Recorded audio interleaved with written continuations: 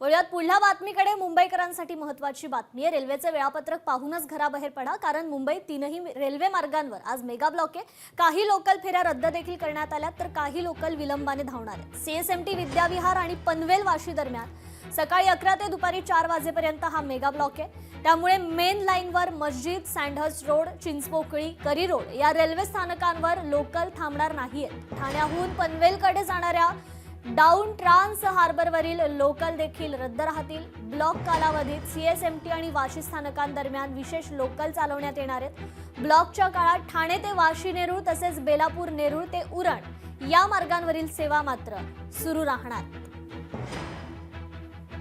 सिंधुदुर्ग चिपी विमानतळावर आता रात्री देखील विमान सेवा सुरू होणार आहे, अशी घोषणा जिल्ह्याचे पालकमंत्री नितेश राणेंनी केली आहे। याबाबत भाजप खासदार नारायण राणे आणि मंत्री नितेश राणे यांनी त्यासाठी केंद्र सरकारकडे पाठपुरावा केला आणि केंद्राने त्याला मंजुरीही दिली आहे। त्यानंतर चिपी विमानतळावर प्रायव्हेट चार्टर प्लेनचं नाईट लँडिंग यशस्वीपणे पूर्ण करण्यात आलेलं आहे।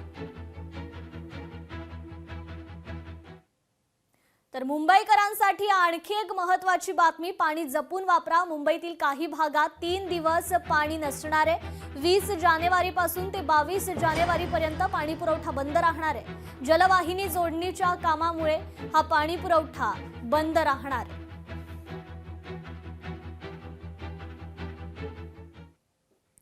बातमी अकोल्यातून आहे। चौपाटीवर 2 गटात जोरदार राडा झालाय। तरुणांनी दारूच्या नशेत वाहनाच्या काचा फोडल्या।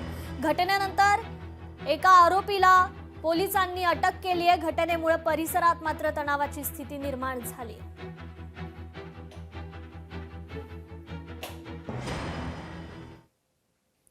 बातमी जागतिक विश्वातून। अमेरिकेतून भारतात निर्यात होणाऱ्या कडधान्यांवर भारत सरकारने 30% आयात शुल्क आकारले।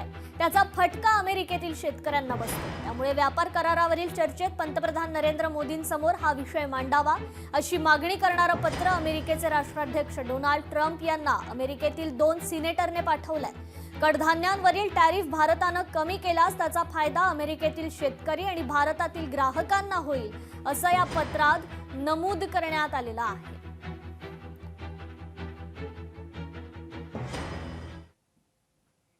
तर इंडिगोला डीजीसीएचा दणका मिळालाय। इंडिगोच्या ढिसाळ कारभारामुळे त्यांना दंड ठोठावण्यात आलाय। तब्बल 22 कोटींचा हा दंड ठोठावण्यात आलाय। डिसेंबर 2025 मध्ये 3 ते 5 डिसेंबर दरम्यान इंडिगोच्या ढिसाळ नियोजनामुळे विमानसेवेचा अक्षरशः बोजवारा उडाला होता। देशभरातील अनेक विमानतळावरील हजारो विमानांची उड्डाणं रद्द झाली होती। त्यामुळे शेकडो प्रवासी विमानतळांवर खोळंबले होते। यानंतर आता महिन्याभरानं इंडिगोला दणका देत 22.20 कोटींचा दंड डीजीसीएनं ठोठावला। व्हेनेझुएलानंतर अमेरिकेचे राष्ट्राध्यक्ष डोनाल्ड ट्रम्प हे आता ग्रीनलँडकडे वळाले होते।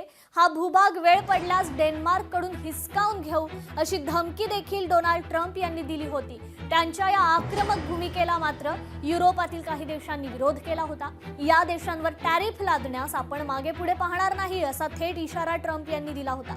त्यानुसार आज त्यांनी ब्रिटन, फ्रान्स, जर्मनी, डेन्मार्कसह 8 युरोपीय देशांवर 10% टॅरिफ लादण्याची घोषणा केली आहे। 1 फेब्रुवारीपासून या निर्णयाची अंमलबजावणी होणार आहे।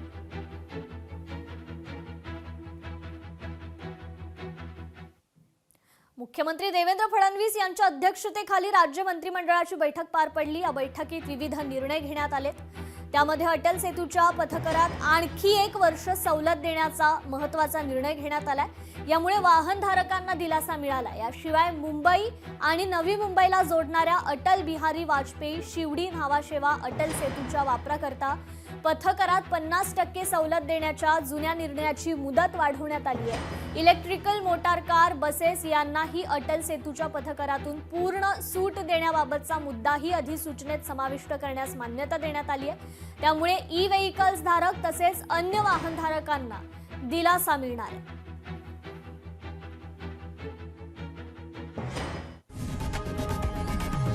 लोकशाही मराठी ऐका, पहा, जागरूक रहा।